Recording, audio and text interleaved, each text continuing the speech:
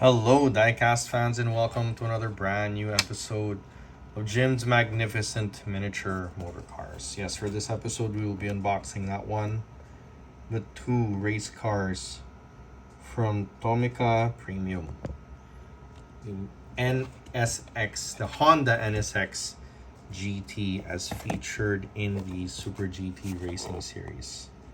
Right, without any further ado, let us get on with the unboxing. Really big packaging here, but we know that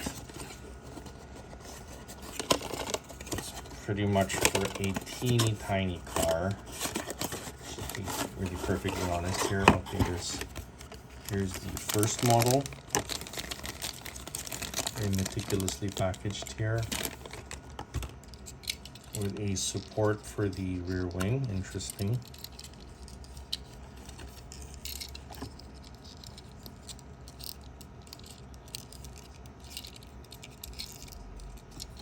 So you can see here there's an effort on Tomica's part to keep the rear wing from being deformed. What happens though when I remove the support? That I gotta wonder. It's properly challenging here. I don't want to ruin this thing. Okay, here we go. Okay.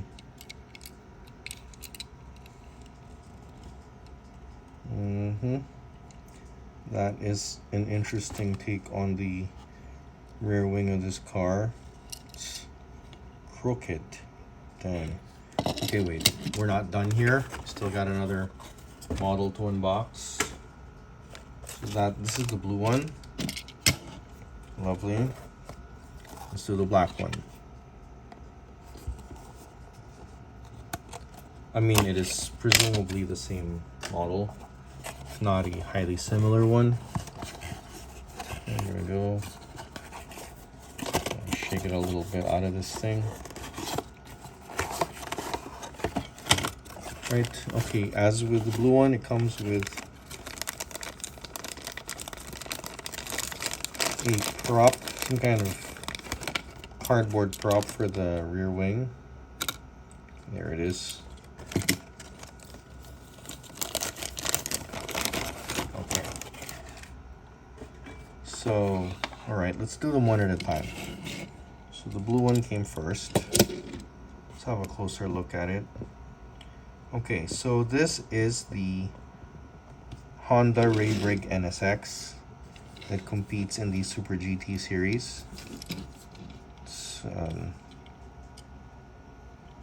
pretty solid work here from Tomica Premium. It's got branded but plastic tires. Okay, it's got opening doors, just like the real car.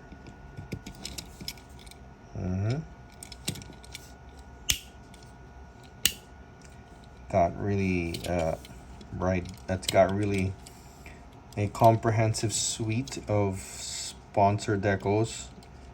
I'm guessing this is accurate. Oh, it's got working suspension. Very, yeah, only just. Not really, but anyway. It's got a big old rear wing, just like the real thing. Nicely aligned rear wing, it should be noted. That's why they package it with these cardboard things, I guess, to make sure the rear wing stays in place. Okay. And yet, well, you have this weird deformity here.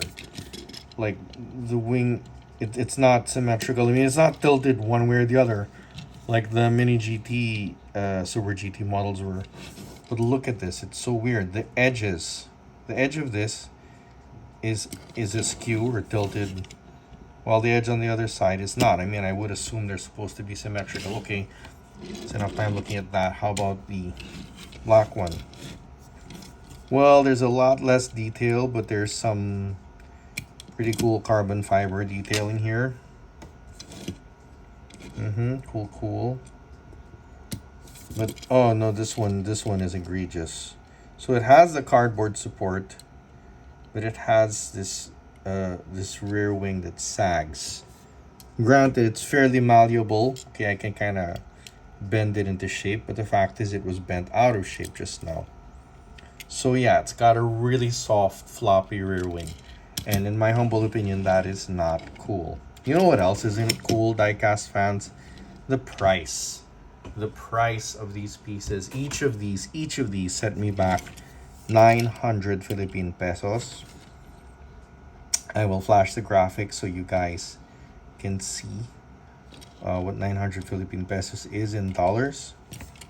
Oh, and before I proceed any further, let us look at a picture of the actual NSX-R that used to compete, by the way, in the Super GT series, because it has since been replaced by a Honda Civic Type R in the Super GT series. So let's have a picture of the Ray Brig NSX that used to compete in Super GT. Okay. Yeah, so as you can see, realism is not really the strong suit of this model. It really isn't. Okay.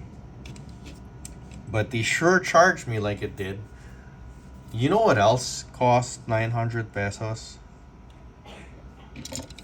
This did, diecast fans. This Mini GT, Super GT, Nissan GTR cost me 900 pesos. And look at the difference. Look at the realism on this thing. You got this freaking tastic work on this car. Granted, there are no opening doors, but that really doesn't matter when you have detail that's this good. Okay? In contrast, you have this for 900 pesos. And this really funky rubbery rear wing.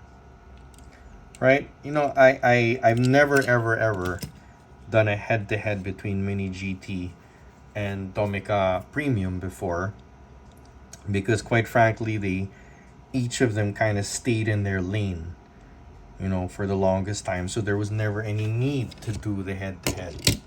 We can do it, by the way, with the test cars too. See? And it's not quite apples to apples because the Mini GT car is a Nissan while the Tomica is a Honda. But you get it, right? You get the comparison. Obviously, if Mini GT made a Honda or if Tomica made a Nissan, if Tomica Premium made a Nissan, I would be comparing them for apples to apples comparisons, but that's simply not the case. Anyway, because Tomica Premium charged as much as Mini GT did for their Super GT cars, well, I think it's only fair to judge them by the same standard that I judged Mini GT. And these things, I'm sorry, but compared to the Mini GT cars, these things are just kind of embarrassing. Okay, it really wouldn't be so bad if they cost at least 100 or 200 pesos less. So if it were 200 pesos, that's the equivalent of just under $4, and I would not feel bad about how much this gives away to this. Okay, but as it is, folks, each of these costs 900 pesos, exactly the same as a Mini GT. And the bottom line, okay, how do they rank? Okay, I'm gonna be honest. The Ray Brig, well, it gets a better score because of the deco, but it will only get a 7.5 from me. Okay, I think I'm being generous here, but 7.5 for that price. Okay, while the carbon fiber version, I know a lot of people like carbon fiber over a model with lots of sponsors, but the carbon fiber version just gets a 7 from me. Right? That's it. I don't really see myself making a collection out of Tomica Premium Super GT cars, especially if they try to replicate these babies, because I mean, look at these things. You know, maybe if they did Tomica limited vintage Neo models, maybe I'd give them a second look. But no, this is just a ball that has seriously been dropped. Okay, so again, 7.5 for this one, 7 for this one. And that's it for this episode. I hope you folks enjoyed it. If you're new to the channel and you like what you see, please consider giving me a like and a subscribe and hitting that notification bell.